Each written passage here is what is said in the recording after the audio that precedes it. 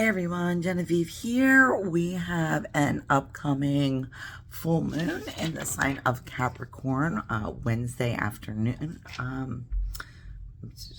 Thursday afternoon, I'm sorry, in the sign of Capricorn. This is also known as the buck moon, and this is going to be happening 4:35 p.m. here on the East Coast.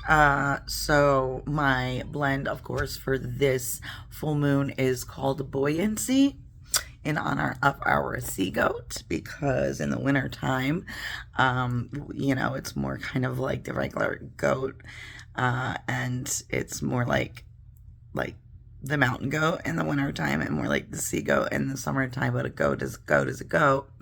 But yeah, so sorry. I know I said I was going to do a video on Monday, but I figured I would wait and just do all of my announcements for the week and also my full moon video all in one. So, real quick, I hope you had a great 4th of July holiday. I hope you stayed safe and cool, were able to enjoy some time with your loved ones, of course. Our positive thoughts and energy and prayers go to everyone in the floods earlier this week in Texas and in a lesser extent, North Carolina. So there's some, always in tragic circumstances like that, catastrophes like that, there are always heroes that emerge. And I always try to take heart in those stories rather than the loss. Although while the loss is devastating, there is always good to be found. There's always helpers to be found. So... Sorry, this is an emotional full moon. It's not all bad emotion. The biggest reason we're going to get to that when we get to Uranus is Uranus is moved out of Taurus. Just yesterday, Uranus moved out of Taurus and into Gemini, which is something that is probably being felt mostly by, it's a generational thing, but also by people who have prominent placements with Uranus in their chart, or Gemini and Taurus, and or even Pisces in their chart, and there's a reason for that. So we'll get to that in a minute. But first of all, our element, body parts.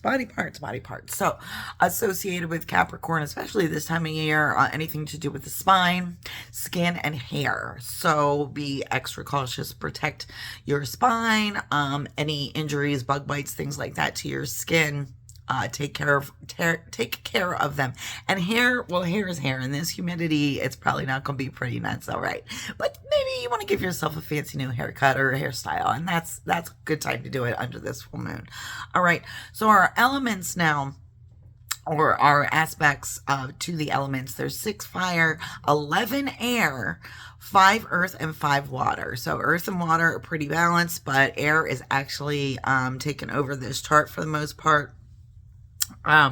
So looking at the chart too, and you're going to share this, is there's kind of an interesting parallels going on between Aquarius and Capricorn, but it's almost like they're living in 2 separate worlds, right? They got a lot of positive and a little bit of negative in each little quadrant there of the chart, but they're not really crossing over. So it's almost like they're operating, they're not even recognizing or seeing each other's energy or concerned with each other's energy at this time. There's a Sun trine Mars with here, that is really just giving us confidence, energy, and leadership. Okay, that's really all I want to say with that. Back to that Aquarius and Capricorn, 2 separate agendas kind of going on. Aquarian agenda, a little bit more positive of an outcome of this, and you'll see again with those oppositions and squares in there with certain placements that are lining up with Capricorn. Not so great. We also have a few planets, actually, that don't have any aspects to them at all. They're just kind of out there doing their thing, and we'll talk about that. So yeah, the biggest thing with the Sun in Cancer and its trine Mars, this is going to lend us energy, confidence, and leadership to anything we pursue over the next few days. Moon is in Capricorn, so watch out during this full moon phase to look for validation from others, approval, and accolades from the public. All right, stick to your inner values at this time. There's definitely your survival ability with this energy, but don't stay stuck in that mode. Kind of don't stay stuck in that fight or flight mentality. Take this time to really relax, to let go of your to-do list, because it will be there after this full moon. You're going to need all of your energy at this time to just deal with kind of the buoyancy, try to keeping your spirits up and your goals afloat at this time. Okay. There is a trine with Mars, which is it's advocating and it's supporting direct emotional expression, and it's supportive energy that is good for working toward shared and common goals with community or with, group projects, things like that. Now Mercury is in Leo. Again, Mercury in Leo lends to dramatic self-expression and support for passion projects, but there are no aspects to Mercury at this time. So, which could be, there's no, blockages in communication per se, but there's no extra help with it either, okay? So now Venus is in Gemini. This placement of Venus really, excuse me, gotta drink my water. It's hot as Hades out today. So another reason why I want to try to keep this short, because I'm hot and I really don't have, I'm like making heat by talking too much. So Venus is in is in Gemini. So this placement really lends toward romance through friendship, camaraderie. Communication style is playful. Okay, this is definitely you're going to go on adventures together. You're going to explore new ideas together, and even though it might seem like it's less romantic and more just an exchange, but it's a playful, it's a fun type of romantic energy at this time. So work with that. It is square Mars in Virgo. So it might bring a little bit of clash of a carefree attitude versus a deep connection, deep bond, overly demonstrative type of love. This can feel stifling to the more airy types. But again, like Virgo and Venus are both, Virgo and Gemini are both kind of co-ruled by Mercury. So they both enjoy the communication, the detail, the sharing of ideas. But Mars in Virgo wants more depth. Mars in Virgo wants action-oriented, wants demonstrative, where Venus in Gemini really just wants lighthearted, playful, cheery. Don't pin me down. There's definitely loyalty here, and there's definitely a good bond here. You have to kind of, as long as you keep the communication lines open, both Virgo and Gemini get what they need out of this Venus-Mars combo, okay? So it's workable. It's totally workable. It just might feel different than your normal style of romance. And different is not always a bad thing. A lot of times different is a good thing, okay? And so this isn't going to be an overly smotherly love, okay, and romance. This is going to be a lot more carefree, open. Communicate for sure with your partner. Hey, I'm going off on a 3-day excursion with my girlfriends, or I'm going on a fishing trip with my buddies, whatever. And keep the lines of communication while you're apart from each other. This is almost kind of like the energy Mars and Virgo. Really, absence does make the heart grow fonder. So just like a little bit, okay? There is a conjunction with Uranus in Gemini. So this is, again, highlighting that need for freedom and spontaneity in love relationships, a little restless energy, intolerant of routine. And there's also a tendency to kind of keep feelings bottled up until there feels like it's safe relationship, a safety bond, that it's a safe place to open up your feelings. All right. So as long as you can work within this energy, this can be a positive romantic outcome by planning something that's out of the norm, creative, unexpected. This is how you're going to create and grow the best spark and also keep things interesting in a relationship. Look, we all know this. If you've been in a relationship for a long time, there is comfort in kind of routine and the norm and safety, but at the same time, it gets awfully boring very quickly, especially with Venus and Uranus and Gemini. Okay, don't like it. Don't like boredom. Don't like all samesies all the time. And then there is a trine with Pluto and Aquarius as well. So this is going to bring emotional depth and healing to romantic relationships. So you trust that bond, and you're going to get that healing, that emotional depth. Powerful connections can be open up at this time for people to feel empowered within their relationships. Stable romantic relationships at this time are going to feel like empowerment, and that is a good thing. For anybody who's maybe been feeling uncertain in the romantic relationships, that's about to change with Uranus here. And so Jupiter is in Cancer still. It's still kind of given very much the same kind of stable growth, stable goal getting and goal plotting and pursuit. Okay. It is square Saturn in Aries though. So this is kind of much better when this aspect is reversed, but it's kind of the same as it's been for the last 2 weeks, where we need to navigate our risk versus reward, especially in going after our goals, career possibilities, things like that. There's also a square with Neptune. So this again is leading to those fuzzy boundaries between what's real versus what is ideal. All right. So we really want to gain clarity and grounding over this full moon in those areas, mostly by being honest with yourself. Get to a quiet space. If you're able to go outside where it's relatively cool at night to gaze at this full moon by yourself without distractions, no music, no parties, no, just you and the universe and the moon and stars. Really physically ground yourself on the ground, barefoot, laying down on a blanket, whatever, it takes, on the beach, whatever, and get honest with yourself. Okay.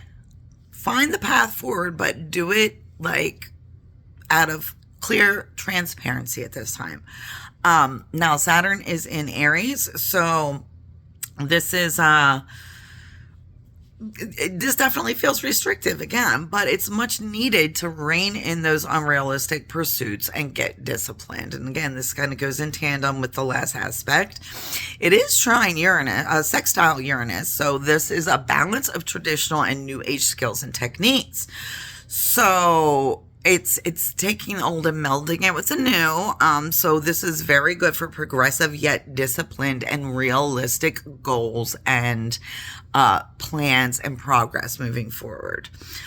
There is a conjunction with Saturn and Neptune. Again, helping to reinforce those healthy boundaries, and a sextile with Pluto. So this is, again, bringing that inner ambition of global peacemaking ideas, balancing with ethical leadership. We're going to circle back to some of these ideas because, again, these are aspects with these outer planets that they take a long time to transit. We're going to be working on this stuff for a while.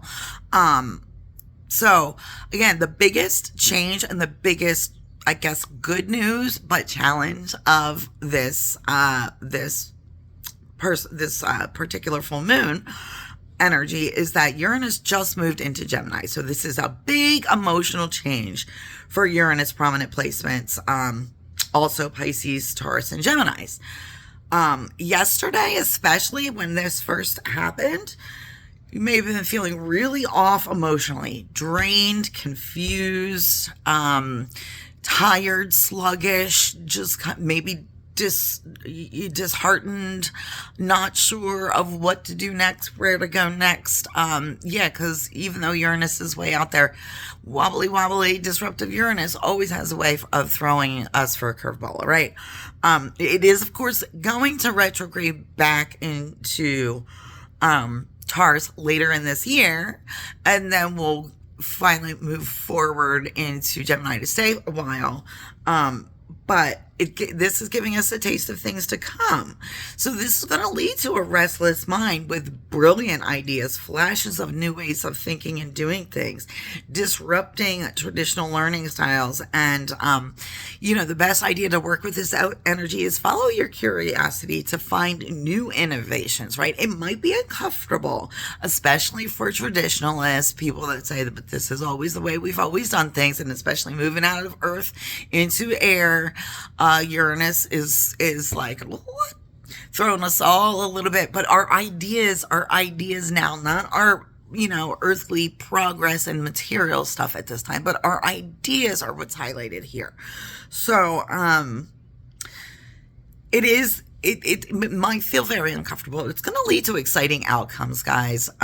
So check in with me about that whole thing over the last day or so. How have you really felt? Because I've been thrown off a little bit. And even though I'm excited about what's to come with this shift in the heavens, Uranus rules Aquarius. So it's still even got me.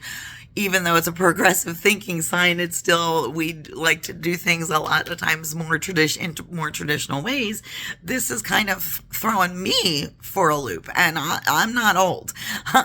Check in with people, a generation or two ahead of me, and ask them if how they've been feeling these last couple. Some of them might be just like very excited about it, but also like, what? Never thought I'd see this day. Right. So there is a sextile with Neptune and Aries. This is going to help lead to gentle transformation, though, especially in spirituality and artistic expression. Okay. And a trine with Pluto. This lends the feeling of change for the better being finally possible through bold thinking and action, but in a grounded way. And then the last really important aspect about here is the Neptune and Aries sextile.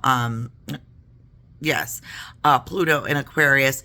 This is that same energy, but some of us who have been doing this work for a long time now may feel discouraged, and may have, especially lately, been feeling very discouraged. It's taking too long to make progress on these goals. May feel it's never going to happen. Maybe this close to giving up, right? And that's part of why we're feeling so disrupted, because we're like, really? Now I can't believe it. This has been dangled in front of me for XYZ amount of years, and I can't believe it anymore. But don't give up, because I promise you, we are almost there, guys. So that's basically what I have got for this full moon Thursday afternoon. Let me look at my calendar again, because I got my dates. Today's 7th? Today is the 8th. So yes, it is 2 days from now, Thursday, the 10th at 4:37 p.m. Eastern Time. Charge of crystals, diffuse the buoyancy full moon blend that I made for this Capricorn full moon. Definitely take that time to ground yourself, charge crystals, diffuse, meditate, whatever you need to do. Give yourself some grace over the changing and disrupting emotional currents right now. Keep yourself buoyant, keep yourself uplifted, surround yourself by people that help you do that. All right, guys, till next time. Love yous.